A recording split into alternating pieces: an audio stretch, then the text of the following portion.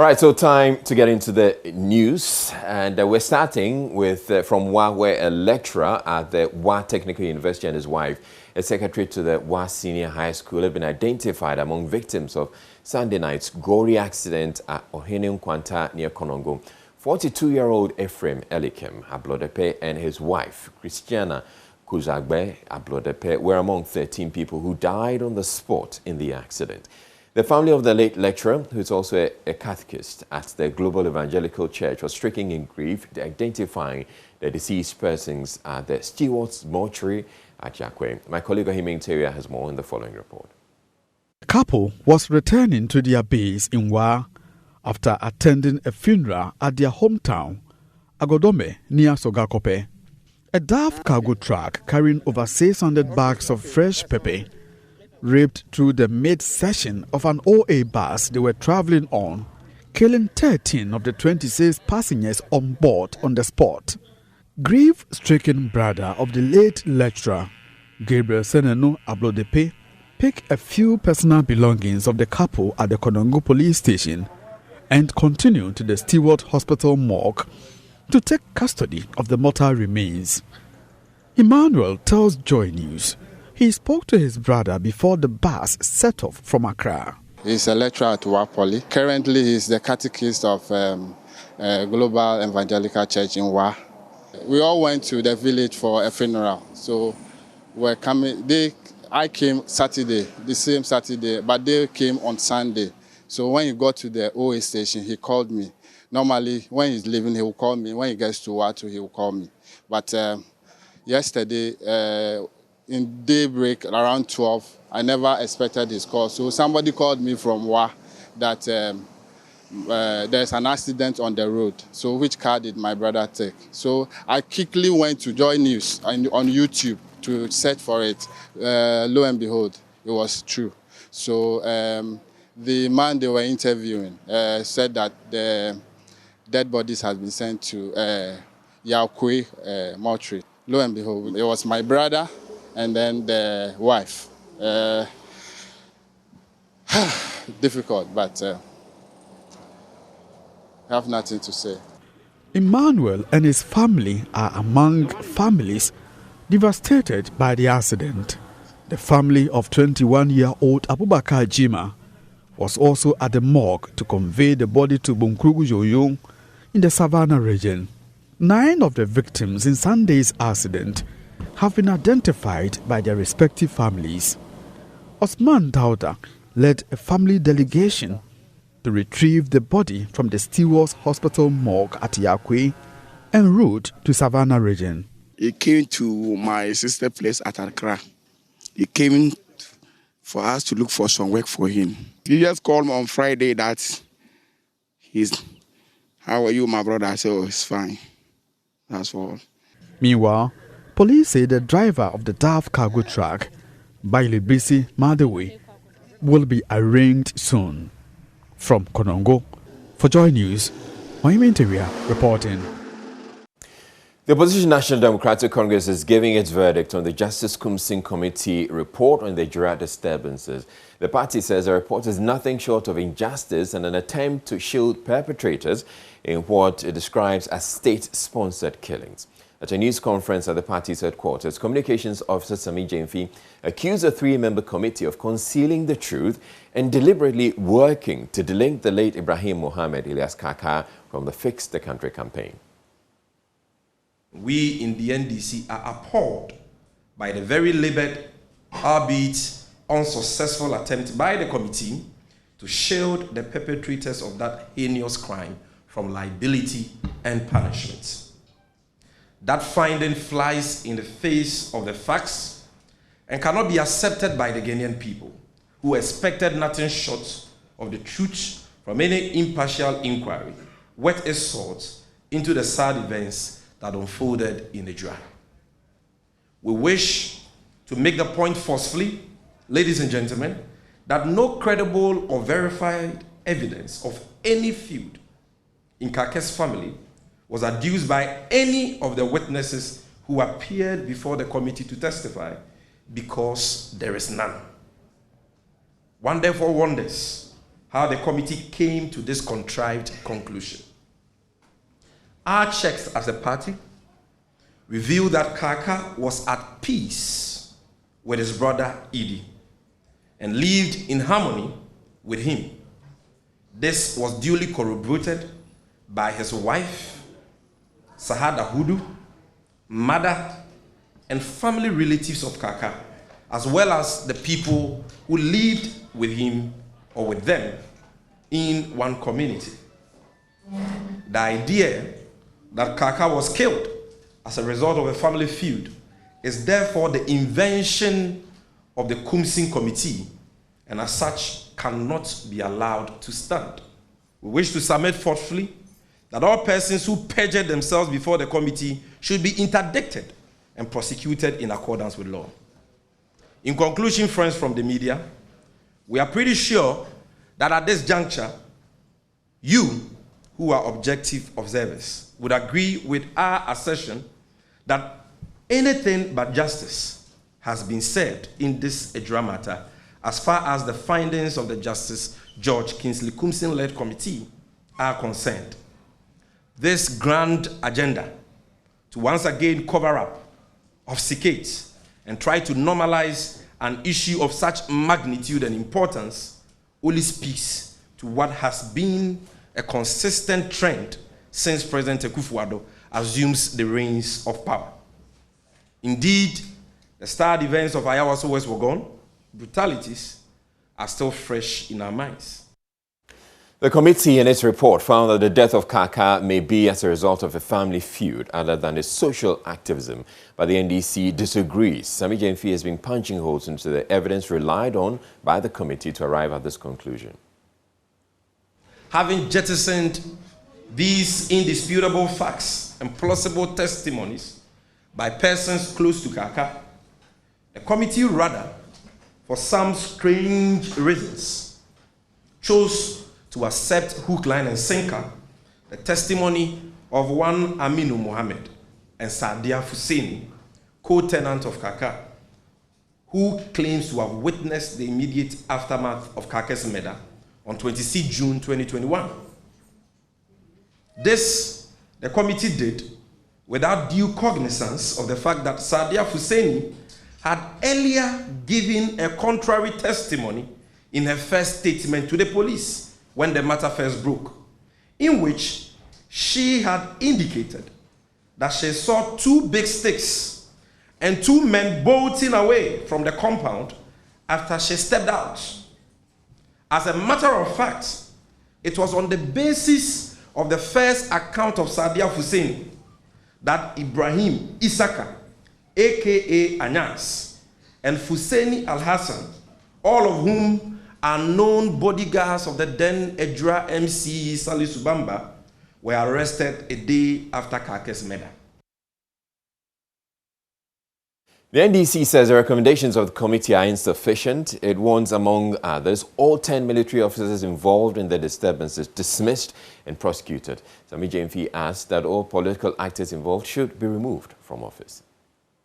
Without any provocation or justification, the soldiers lowered their shooting angle, with some kneeling down to take aim and shoot at the retreating crowd. Given the fact that precious lives have been lost as a result of the deliberate and cruel actions of these soldiers who were led by Lieutenant Adusei, which to us amounts to reckless disregard for human life, we think that the committee should have recommended nothing short of the outright dismissal and criminal prosecution of all the 10 soldiers involved, to serve as a deterrent to others and assuage the pain of the affected families and the people of Edra. Ladies and gentlemen of the media, it is equally reprehensible and unacceptable that the committee did not recommend any sanctions for the political and top military actors who deployed these soldiers in the first place. This is because per the committee's own finding, the deployment of the soldiers to Edra was premature and needless.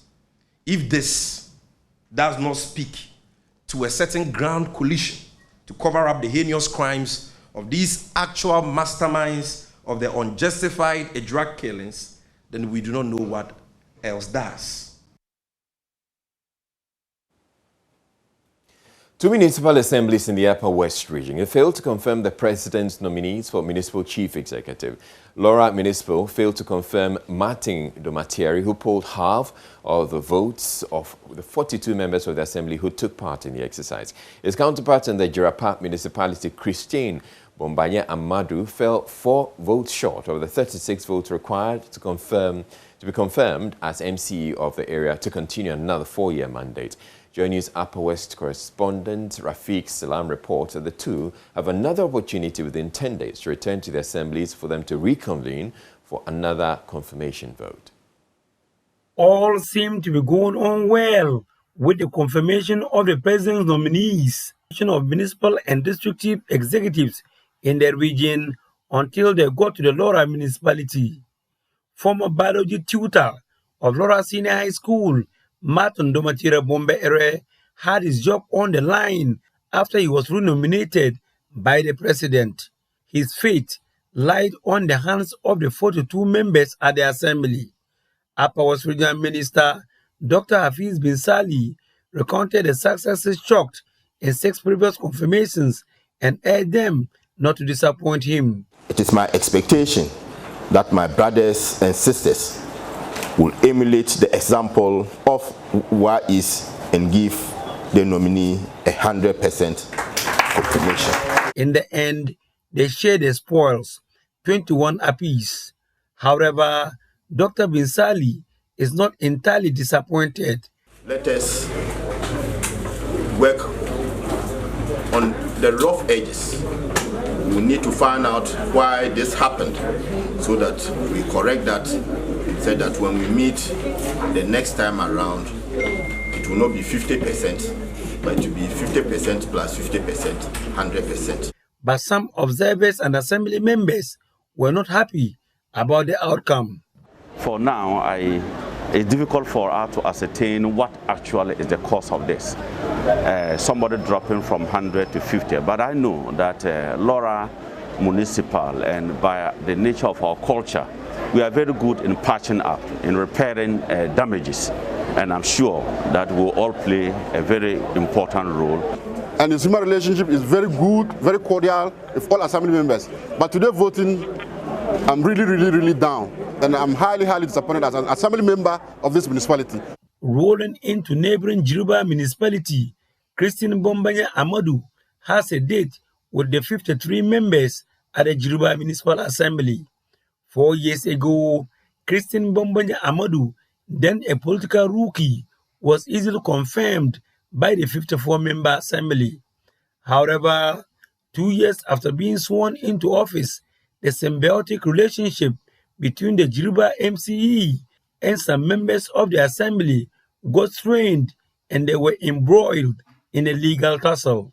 For over a year, Christine Bombanya Amadou was in court with some of the assembly members who attempted to pass a vote of no confidence on her for allegedly awarding and paying for a 3-unit classroom block project at Mankuri without the assembly's approval. The case was later withdrawn and settled out of court.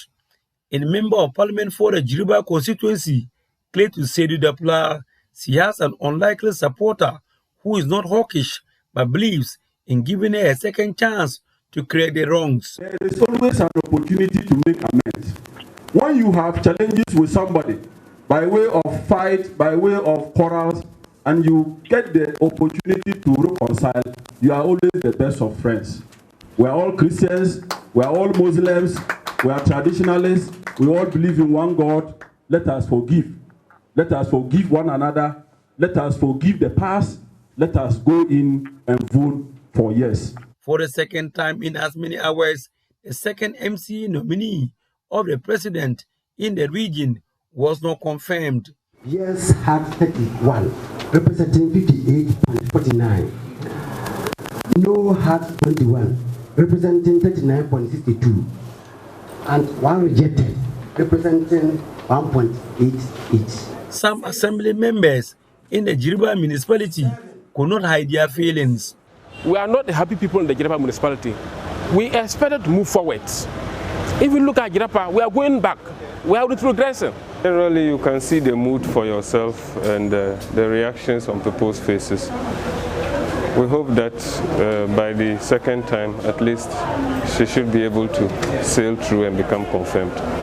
With these two setbacks, the Upper West Regional Minister and his team needs to get back to the drawing board to strategize for the remaining three that looks from afar an easier task but difficult when confronted. Reporting for Joy News, Rafik Salam, Laura. The Western North region is one of the country's secure and stable areas for food production. But since it was created in 2019, poor seed quality and illegal mining is threatening the ability of the region to continue producing food for residents in the country at large. According to the Director of Agriculture for the region, Henry Fodjo, rice farmers are amongst the hardest hit due to the poor quality of seed. It disclosed, however, that the supplier of the seeds has agreed to compensate affected farmers with 150 Ghana cedis each. A lot of farmers, about 625 farmers were affected. Total acreage that were involved were 670. That is 1,677 acres. You know, virtually they had nothing. So what we did was that quickly through the, we quickly compiled the information of all the farmers who had this problem. And I petitioned my good old friend, Mr. Akoto. So what we did was that we invited the seed supplier, and we decided that it should sort of work out a compensation package for the farmer. And he agreed. So as we speak now, he's paid about 50% of the farmers had been paid a compensation package.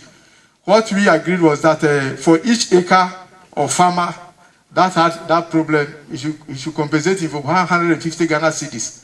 Which as at July this year, he's released money for about 50% of the farmers that were so affected. And we are hoping that the remaining will come. So because of that, this year, most of the farmers were not a bit hesitant in accessing our seed. So they had to access seeds from no other sources. That is one of the reasons why the seed supply for 2020 were low. But responding to this specific challenge, Director of Crop Services at the Ministry, Seth Oseakoto, said the situation is being addressed and will assure farmers that going forward, they will be giving certified quality seeds. Upon receipt of that report, one of my technical meetings with the Honorable Minister are brought to his attention. The decisions were three. One, we should get compensation for the farmers.